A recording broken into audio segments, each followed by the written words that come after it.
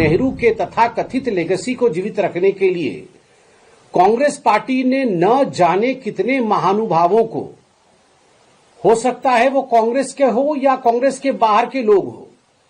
उनके लेगेसी को समाप्त किया है। शायद पंडित जवाहरलाल नेहरू की ना कोई लेगेसी होती और ना ही पंडित जवाहरलाल नेहरू देश के पहले प्रधानमंत्री बनते। साइडवेज रखा गया और दरकिनार किया गया सरदार पटेल को। हम तो स्पष्ट रूप से कहते, न पंडित नेहरू होते, न कश्मीर की समस्या होती। 8 दिसंबर 2025 पार्लियामेंट में वंदे मातरम पर डिस्कशन आरंभ होगा।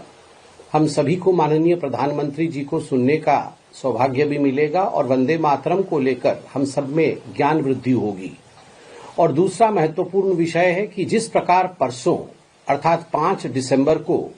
सोनिया गांधी जी ने एक कार्यक्रम के दौरान कहा था कि द रूलिंग डिस्पेंसेशन अर्थात भारतीय जनता पार्टी नेहरू जी के लेगेसी को मिटाना चाहती है। Bharatiya Janata party is trying to wipe out the legacy of Pandit Jawaharlal Nehru.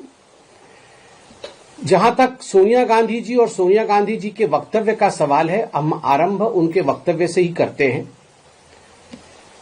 Sonia Gandhi ji का यह कहना था कि Congress parliamentary party CPP chairperson के नाते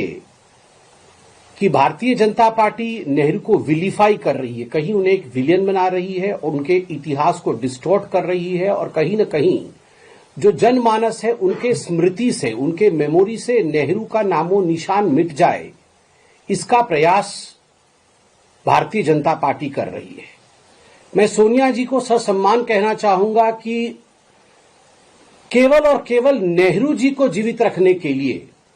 नेहरू के स्मृति को जीवित रखने के लिए और नेहरू के तथाकथित लेगेसी को जीवित रखने के लिए कांग्रेस पार्टी ने न जाने कितने महानुभावों को, हो सकता है वो कांग्रेस के हो या कांग्रेस के बाहर के लोग हो, उनके लेगेसी को समाप्त किया है। उनमें सबसे बड़े उदाहरण अगर मैं देना चाहूं, कुछ उदाहरणों में से बड़ा उदाहरण है वल्लभ भाई पटेल जी का, कि किस प्रकार वल्लभ भाई पटेल जी को समाप्त करने की कोशिश की गई कांग्रेस के अंदर ही। और तो और अगर सही डेमोक्रेटिक तरीके से कांग्रेस पार्टी के अंदर जो वोटिंग प्रणाली थी कि देश का पहला प्रधानमंत्री कौन बनेगा, अगर उसे फॉलो किया जाता तो शायद पंडित जवाहरलाल नेहरू की ना कोई लेगेसी होती और ना ही पंडित जवाहरलाल नेहरू देश के पहले प्रधानमंत्री बनते। साइडवेज रखा गया और दरकिनार किया गया सरदार पटेल को। ठीक उसी प्रकार सुभाष चंद्र बोस जी को कई वर्षों तक जिस प्रकार उनकी उपेक्षा की गई और जिस प्रकार उनके विषय में कम करके आंकने की कोशिश कांग्रेस पार्टी ने किया है, वह भी आप जानते हैं। केवल इतना नहीं, उससे बड़ी बात है कि बाबा साहेब अंबेडकर जिन्होंने भारत के संविधान को रचा, who was the chairman of the drafting committee of the Indian constitution, उनके साथ जिस प्रकार का व्यवहार पंडित जवाहरलाल नेहरू का रहा, यह कोई छिपी हुई बात नहीं है, जनता जनार्दन जानती है। और मैं धन्यवाद दूंगा आदरणीय प्रधानमंत्री श्री नरेंद्र मोदी जी का कि उन्होंने भारत के सदन में यह मौका भी दिया। जब संविधान के विषय में चर्चा हो रही थी तब हमें मालूम पड़ा कि जो चिट्ठी आदान प्रदान, पत्राचार हुए थे अंबेडकर जी और अंबेडकर जी के साथ नेहरू जी का, उसमें अंबेडकर जी ने नेहरू जी के विषय में क्या कहा है, नेहरू जी के प्रति अंबेडकर जी की क्या सोच थी, यह भी हमने देखा। और बदला किस प्रकार कांग्रेस पार्टी ने लिया, उसके लिए मैं एक कार्टून भी लेकर आया हूं। ये 2012 तक एनसीईआरटी के किताब में यह कार्टून मौजूद था, जहां आप देख सकते हैं पंडित जवाहरलाल नेहरू किस प्रकार चाबुक चला रहे हैं अंबेडकर जी के ऊपर। और अंबेडकर जी कॉन्स्टिट्यूशन के जो दाता हैं, कॉन्स्टिट्यूशन के जो निर्माता हैं संविधान के, जिस संविधान के प्रतीक को लेकर राहुल गांधी आज राजनीति करने की कोशिश कर रहे हैं, जिसके निर्माता बाबा साहेब अंबेडकर हैं, वो संविधान बना रहे हैं और उनको चाबुक से, कोड़े से मारने की कोशिश यहां दिखाई गई है पंडित नेहरू की। यह लेगेसी है पंडित जवाहरलाल नेहरू की।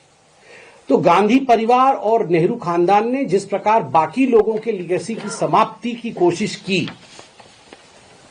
और आज सोनिया जी का कहना है कि the Bharatiya Janata party is trying to rewrite the history, तो मैं कहना चाहूंगा the BJP is not trying to rewrite the history, the BJP is trying to rectify the history and give due to the people who really contributed towards independence of this country and to the various facets of this country. साथ ही सोनिया जी का यह भी कहना था कि इस कोशिश में भारतीय जनता पार्टी पंडित नेहरू के जो सोशल, पॉलिटिकल और इकोनॉमिक फाउंडेशंस थे उन्हें समाप्त कर रही है। हम तो स्पष्ट रूप से कहते, न पंडित नेहरू होते, न कश्मीर की समस्या होती, न पंडित नेहरू होते, और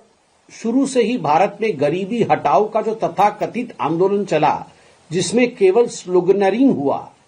मगर जिसमें जमीन पर कोई काम नहीं हुआ, उससे भी हम निजात पाते।